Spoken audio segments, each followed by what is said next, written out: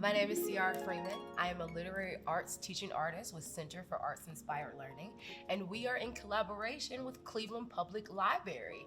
And today, I am going to help you find the world that is yours. This class will be dedicated to getting you to write a poem, but you can also write a short story, and you can build a map, and you can build creatures and landmarks to go along with this world that you have built. Now, when I was a kid, I loved the library. And one of my favorite things about the library was being able to discover different lands, different people, mythological creatures, things that did not exist right here in Cleveland, I could find myself in. And now, as an adult, Miss Cece still comes to the library to do that very same thing. And now I am a writer, so I have the opportunity to create my own worlds. And today, that's what I want to help you do.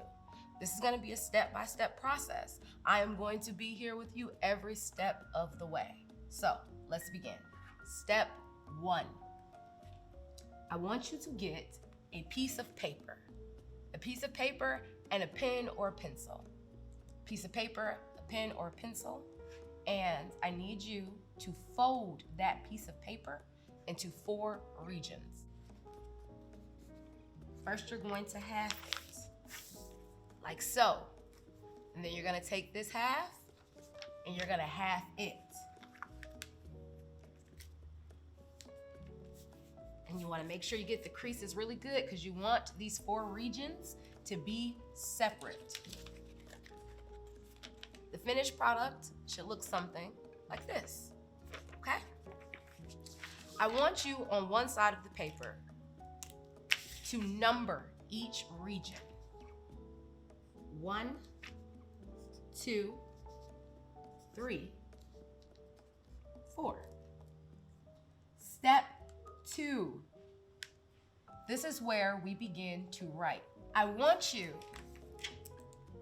to list 1 through 5 in each section of your region. 1 through 5 on each section of your region.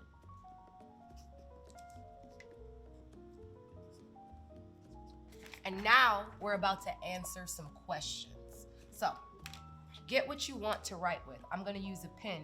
I would always suggest using a pencil. That way we can go back and erase if there are any mistakes. So, question 1, and I want you to answer. When I say question 1, you need to answer for each region.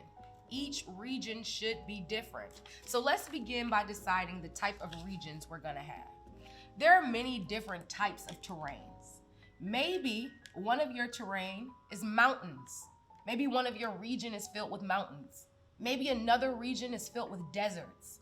Maybe you have a region that's full of rainforest. Maybe you have a region that's an island region. Perhaps you have something Arctic. Maybe it's cold where you're at. I want you to think about the different regions you can have. Also, if you're more of a water-based person, maybe your regions are all based in water. Maybe one region is swamps, the next region is lakes, maybe the next region is rivers, maybe the next region is oceans. So you have some time to play around. Miss Cece's gonna give you an example because I'm gonna do this with you, like I promised. So one region I'm gonna have is mountains. Another region I'm gonna have is rivers. Then I think I'm going to have rainforest.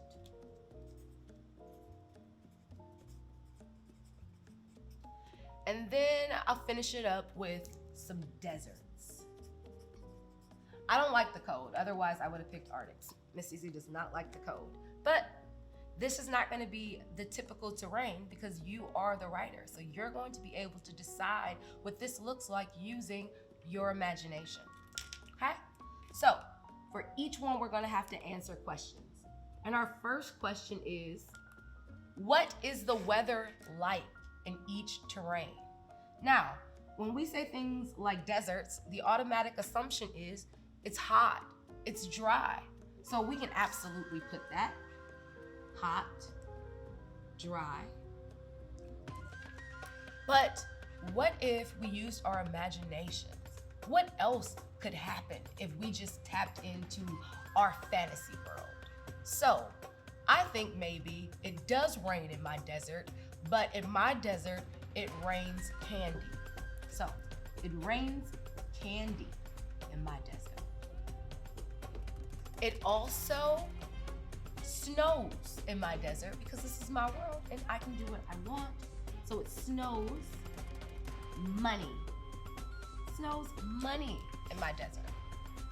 And then I need you to do the same for each individual region. So you want to answer that question for each region. And again, that question is, what is the weather like in this region? Question 2, what imaginary beings or animals exist in this region?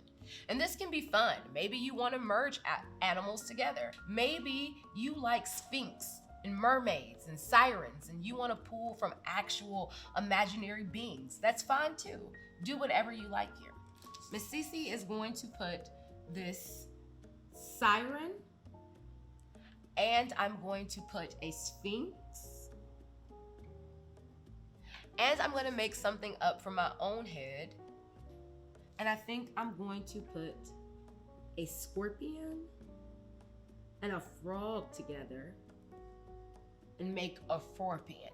So, forpians live in my desert where it's hot and dry, but occasionally rains candy and snows money.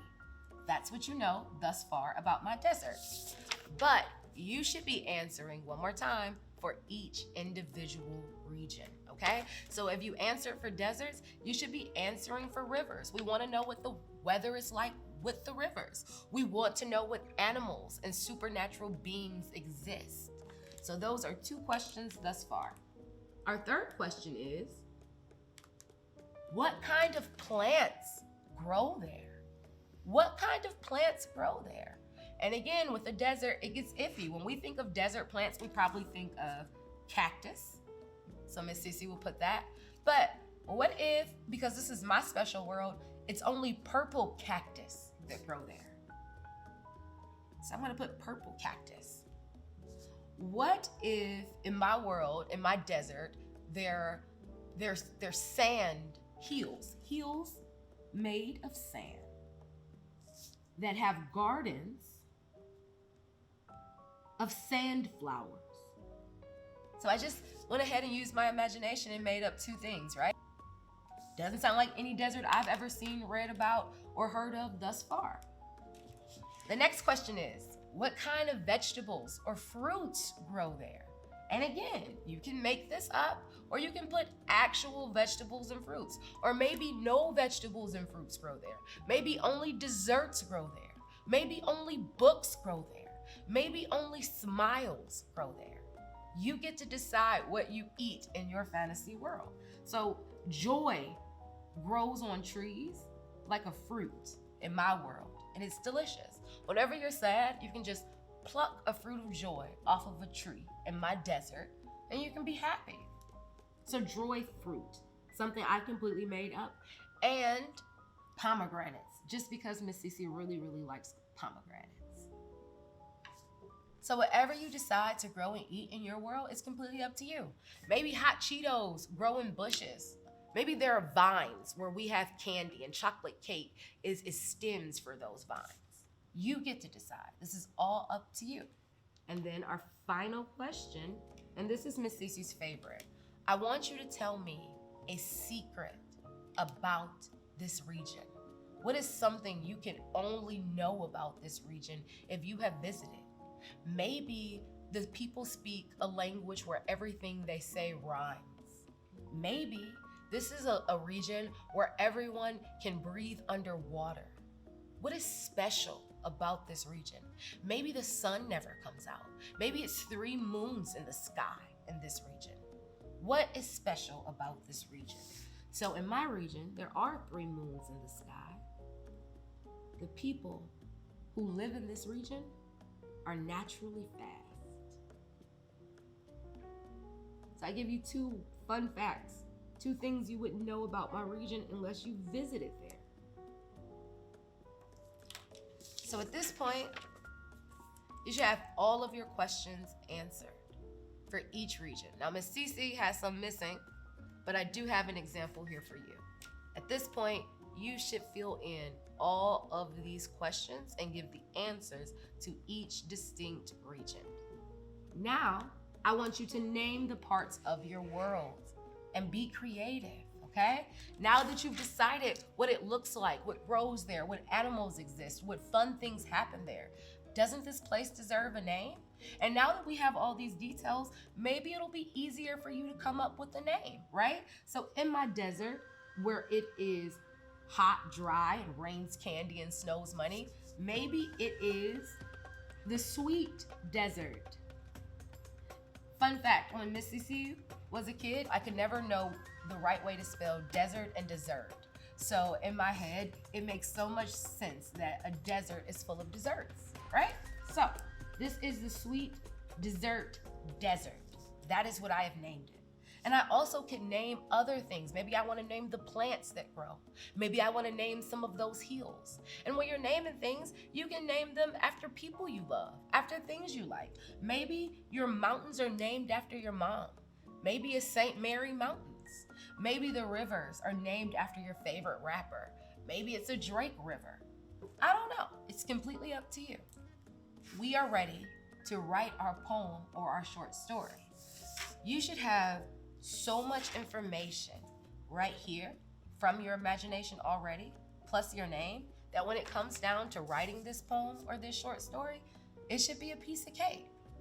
All you have to do is invite me into your world.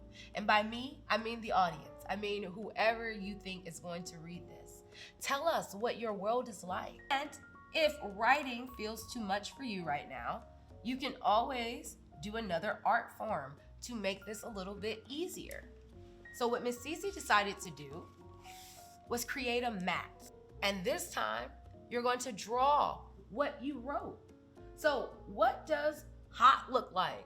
What does dry look like? What does raining candy look like? From Miss Cece's example, I would have to draw cactuses. I would have to draw hills made of sand and sand flower gardens. I would have to draw the trees growing the joy fruit.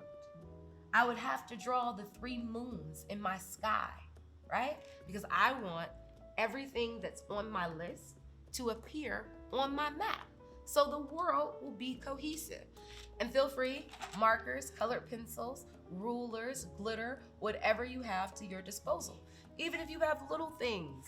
This is a lighthouse. Maybe I would stick my lighthouse in the river of remembrance. That's what I named this river. I named this river the river of remembrance. It's where you go to remember things. Maybe you forgot something, somebody's name. One sip of this river will make you remember. Another thing we can do is work with clay. So, Miss Cece went ahead and made mountains. As you can see, my little mountains aren't the typical mountains. They are pink and have pink snow on them.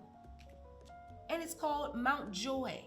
Now, and this is just for a 3D effect. Maybe you don't want to just draw your mountains. Maybe you want to draw your mountains and give a 3D effect of your mountains. Whatever your creative process is up to you, and it's perfectly fine. So at this point, we should have written a poem, a short story, and made a map.